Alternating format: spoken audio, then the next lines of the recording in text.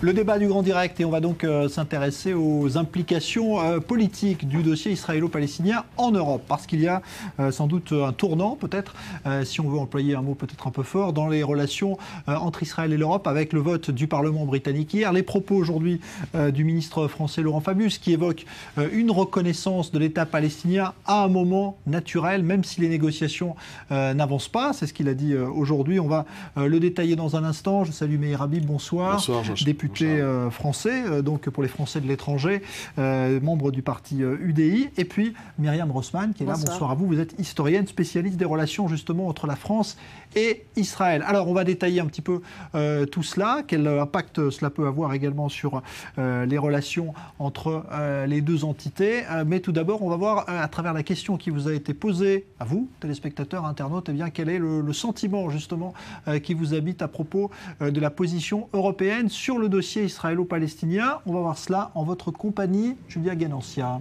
Bonsoir. Oui, bonsoir Jean-Charles. Et voilà la question que nous avons posée aujourd'hui aux internautes. L'Europe est-elle impartiale dans le conflit israélo-palestinien? Alors regardons tout de suite ce qu'ils en pensent. Et comme vous le voyez sur cet écran qui s'affiche tout de suite, eh bien ce soir c'est le non qui l'emporte assez largement à 81%, suivi d'un petit oui. Ce soir, 18% de nos votants se sont exprimés en faveur du oui. Et puis enfin, tout juste 1% de nos votants sont sans opinion à ce sujet. Alors nous avons recueilli les commentaires sur les réseaux sociaux. Je vous laisse les découvrir tout de suite avec moi. Et on commence avec Jean-Louis Goldenberg qui nous écrit que non, l'Europe n'est pas impartiale. Les États européens condamnent systématiquement à sens unique. Les médias ne prennent pas la peine de vérifier les informations et se contentent de répéter aveuglement la propagande des différents groupes terroristes. Un avis partagé par Philippe Tanguy. Non, tout sauf ça. Selon lui, plus les gouvernements européens sont à gauche, plus ils sont anti-israéliens. Il donne l'exemple de la France, de la Suède, de l'Espagne. Et paradoxalement, les pays anciennement sous domination soviétique sont les plus favorables, la République tchèque, la Bulgarie et la Pologne, même si leur population peut être plus antisémite qu'à l'ouest. Alors à l'inverse, on a par exemple Marc Lévitan qui nous écrit que oui, l'Europe est impartiale dans ce conflit. Ces décisions récentes comme celles en Suède ou au Royaume-Uni s'expliquent simplement. Aujourd'hui, l'Europe est obligée de pousser vers un accord de paix et c'est pour ça qu'elle fait pression sur Israël. Et on termine avec l'avis de Sophie Bénichou. Oui, l'Europe est impartiale dans ce conflit. Si elle prend de telles décisions actuellement, c'est uniquement en raison de sa propre démographie. Ne soyons pas naïfs, nous écrit-elle. L'Europe n'est pas pro-israélienne ou pro-palestinienne. Elle doit juste prendre en compte ses propres minorités sur son territoire, des minorités de plus en plus importantes et qui comportent de nombreux électeurs. Voilà Jean-Charles pour l'avis de nos internautes qui ont été particulièrement nombreux à s'exprimer aujourd'hui. Je vous laisse à présent en débattre avec vos invités et je rappelle également à nos téléspectateurs qu'ils sont toujours invités à participer à notre débat sur Facebook et sur Twitter et puis à voter sur notre page internet www.i24news.tv. Merci Julia Guénancia. Alors d'abord avec vous Myriam Rossmann, le regard de l'historienne. Est-ce que vous avez l'impression que la position européenne évolue aujourd'hui nettement en faveur de la cause palestinienne par rapport à Israël, ou est-ce que c'est une tendance qui a toujours existé? Je vais faire un pas en arrière. Ouais. En fait, on commence déjà avec le 29 novembre 1947. La plus grande partie des pays européens ont voté pour le partage et ensuite la création de l'État d'Israël. Mais à partir de ce moment-là, il y a une détérioration qui commence déjà. Et elle a grandi à cause, spécialement après la guerre de 67, dans les années 70, commence à voir le sujet des réfugiés palestiniens, où ils vont être. Et elle dégrade.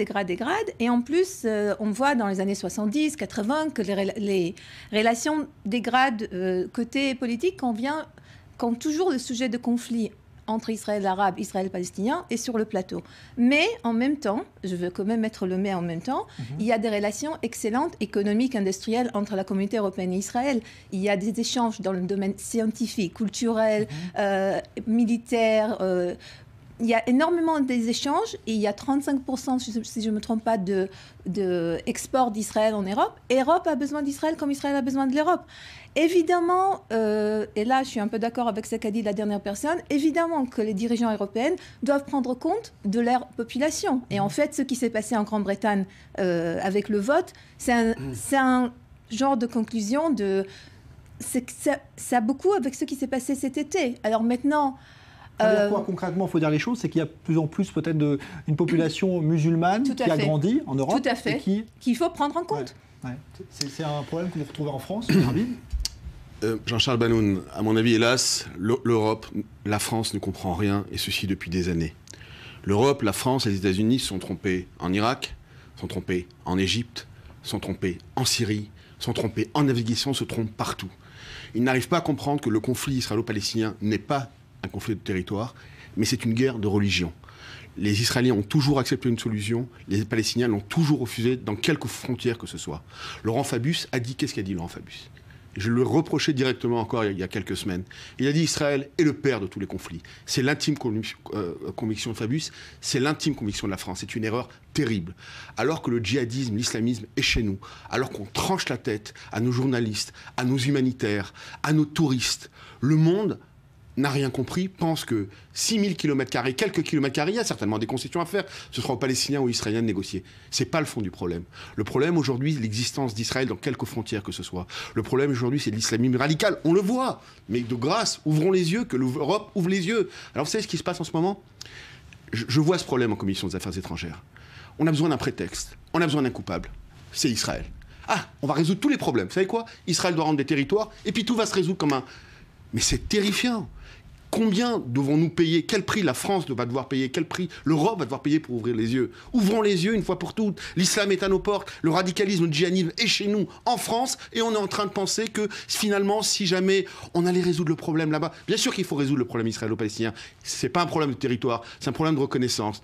Est-ce que les Palestiniens aujourd'hui reconnaissent à ce jour l'État d'Israël? Est-ce qu'ils ont changé leur manuel scolaire où le mot d'Israël ne figure pas? Est-ce qu'ils ont reconnu que dans Jérusalem, il y avait 4 quartiers, dont un quartier juif? Non, à ce jour. C'est ça le fond du problème. Et aujourd'hui, si on n'arrive pas à ouvrir les yeux, si on ne comprend pas aujourd'hui qu'on a un djihadisme qui soit sunnite ou qui soit chiite, qui est en train de frapper et nous couper la tête au sens propre, qu'on doit l'éradiquer de la force la plus forte, on part en guerre contre eux. Vous savez comment on part en guerre? À reculons. On part en guerre par procuration.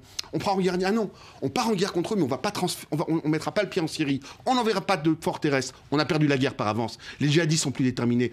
30 000 personnes qui sont en train de traumatiser le monde entier. Ouvrons les yeux avant qu'il soit trop tard. Et c'est hélas ce qui est en train de se passer, mon cher Jean-Charles Banoun. Alors, quand vous voyez, par exemple, le vote du Parlement britannique hier, qui est une valeur symbolique, certes, mais la France qui est prête à aller plus loin aujourd'hui, puisque Fabius, le ministre des Affaires étrangères, a dit il faudra bien reconnaître l'État palestinien, même si les discussions n'avancent pas. Au fond, si les négociations se terminent sur un échec. Ça, c'est une évolution notable? C'est un boule de neige. Ouais. Parce que c'est clair que la Suède, c'était le 3 octobre. Maintenant, c'est la Grande-Bretagne. Laurent Fabius ce soir. C'est clair que c'est un boule de neige. Mais je suis d'accord avec M. Habib là, parce que je pense que le problème est que ni l'Europe, ni tout l'autre pays ne comprend pas le vrai problème. En fait, il vit avec des lunettes roses, je veux dire. Parce qu'il pense que si jamais le conflit entre Israël et les Palestiniens va se résoudre, tous les problèmes vont se résoudre. Et parfois, comme Israéliens, c'est vrai, c'est dur à voir qu'il y a tellement de problèmes. En Syrie, on massacre de population depuis 4 ans. Il y a le problème d'Irak maintenant. Il y a l'État islamique. Il y a des problèmes en France même. Il y a des problèmes en France même avec tous les problèmes économiques, communautaires, etc. Et tout le temps, on voit, je pense qu'il y a un problème, c'est un dialogue de sourds, en fait. À mes yeux, c'est un dialogue de sourds. Et franchement, je ne sais pas comment il faut arriver à casser ce dialogue de sourds, d'une manière ou d'une autre. Ouais. Mais alors comment faire justement aujourd'hui? Parce qu'on voit bien, est-ce que d'abord vous avez l'impression que c'est lié profondément à ce qui est en train de se passer au conflit de cet été? Est-ce que les manifestations très violentes qui ont lieu parfois ont pesé sur les gouvernements et les obligent aujourd'hui à prendre des décisions? Comment vous expliquer, mon cher Jean-Charles Banoun? C'est ce que j'ai posé comme question au ministre de l'Intérieur qui était pour la première fois en commission des Affaires étrangères il y a moins d'une semaine de cela. Une manifestation cet été au mois d'août pour soutenir Gaza en France, à Paris. On a exhibé, entre parenthèses, sans être arrêté, les drapeaux noirs, sur les mêmes drapeaux où on a tué nos compatriotes. 35 000 personnes à Paris, dont certains ont créé mort aux Juifs, au-delà de mort à Israël. 35 000 personnes dans les rues de Paris, des manifestations dans toute la France. Une manifestation, il y a quelques jours de cela, pour les malheureux Kurdes, chrétiens d'Orient qui sont massacrés dans le silence le plus absolu. En bas de l'Assemblée nationale, 300 personnes. Les manifestations après le meurtre d'Hervé Gourdel, on aurait dû avoir combien? 500 000 personnes dans la rue, 1 million de personnes dans la rue pour hurler devant la mosquée de Paris, une manifestation œcuménique. 500 personnes, œcuménique, c'est un scandale. Alors, il y a besoin d'un coupable. Alors, on a besoin de dire, ok, on va aller en guerre, mais on va vous donner quelque chose. Et c'est ça le drame. J'ai envoyé un mot au Premier ministre il y a quelques jours de cela. Ce n'est pas à Israël de payer ce prix. Israël est en première ligne contre le djihadisme. C'est la lettre que j'ai écrite à Laurent Fabius il y a un mois et demi de cela. Israël défend nos valeurs dans cette partie du monde. Et ici, Israël n'a pas le droit à l'erreur. Parce que si jamais Israël se trompe une fois, le sang coulera dans les rues, comme il est en train de couler partout. Le seul endroit de stabilité où il y a une cohabitation entre chrétiens, juifs et musulmans, c'est en Israël. Le seul endroit où les chrétiens ne sont pas en train de disparaître, c'est dans ce pays, en Israël. J'ai parlé avec le père Gabriel Nataf, qui s'occupe des chrétiens de Nazareth. Il explique aujourd'hui que c'est le seul endroit où les chrétiens peuvent pratiquer leur foi. C'est en Israël, sur ces territoires qui est le berceau du christianisme. Mais c'est plus possible. Aujourd'hui, on les massacre de partout. Mais je n'arrive pas à comprendre comment des gens si fins, on a quand même une classe politique de très haut niveau chez nous, et aveugle à ce point. Comment peut-on penser?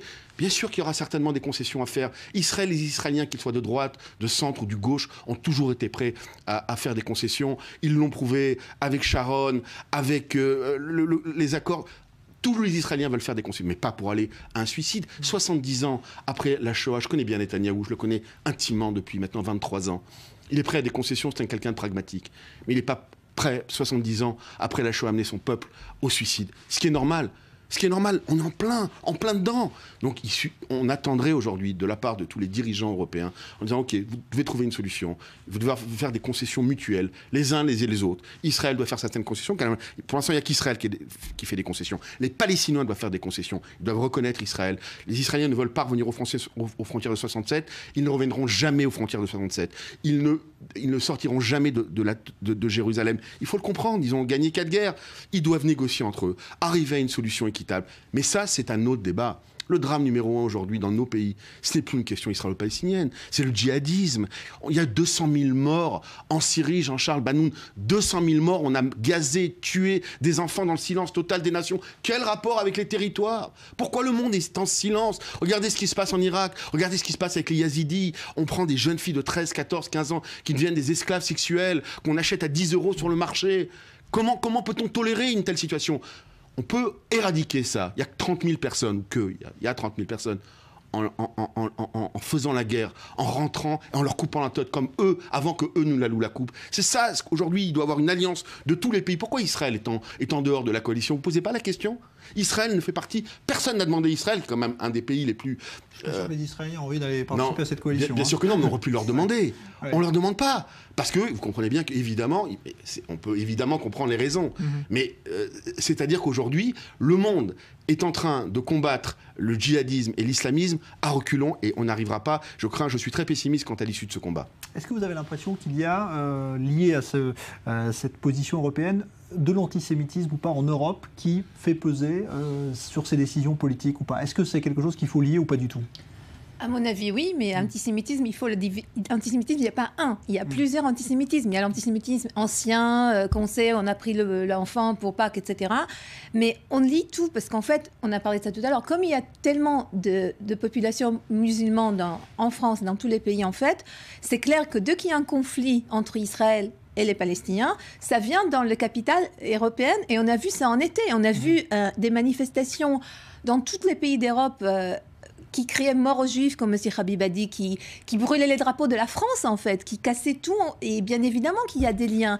Mais moi, je ne suis pas si radicale. Je pense, oui, il y a de ceux qui manifestent, qui sont contre, etc. Mais il ne faut pas faire une généralisation. Je ne veux pas dire... C'est pas beaucoup de monde, je suis sûre, et je sais que même en France ou en Europe entière, il y a d'autres personnes aussi, il y a d'autres voix, on les entend. Je pense, moi, je suis pas radicale. Je pense qu'il faut regarder le tableau entier et il faut voir comment trouver une solution. Et je suis tout à fait d'accord, en fait, que ce qui s'est passé cet été, bien évidemment, nous a amené où on est. Mais pourquoi cet été, en fait, on n'a pas parlé... Depuis 14 ans, les personnes du sud de l'État d'Israël, en Sderot, dans toutes les moshavim et les kibbutzim, ils souffrent des roquettes, des obus, etc. On n'a pas attendu... on a attendu très peu de choses par rapport à ça. Un garçon de 4 ans a été tué pour rien, pour ne pas avoir eu le temps d'arriver à son abri. Je pense que la balance, elle n'existe pas. Il y a... Comme j'avais dit tout à l'heure, le coupable, c'est nous, l'État d'Israël, tout est la faute de l'État d'Israël. Et si ce problème, entre guillemets, entre l'État d'Israël et le Palestinien va se résoudre, tous les problèmes dans le monde vont disparaître. Mais c'est pas comme ça. Si vous me permettez un mot, regardez la faiblesse du monde. Il y a eu la conférence pour Gaza. Il a été décidé de reconstruire Gaza. Et c'est bien, évidemment, la population de Gaza souffre et personne n'a rien contre ces malheureux qui souffrent et qui sont sous le joug du Hamas. Le monde va donner 5 milliards de dollars à Gaza. Vous croyez qu'on a parlé de désarmement, ce qu'on appelle, ce que les Israéliens appellent Pyrrhus, la démilitarisation de Gaza? Pas un mot. On repart à la case départ.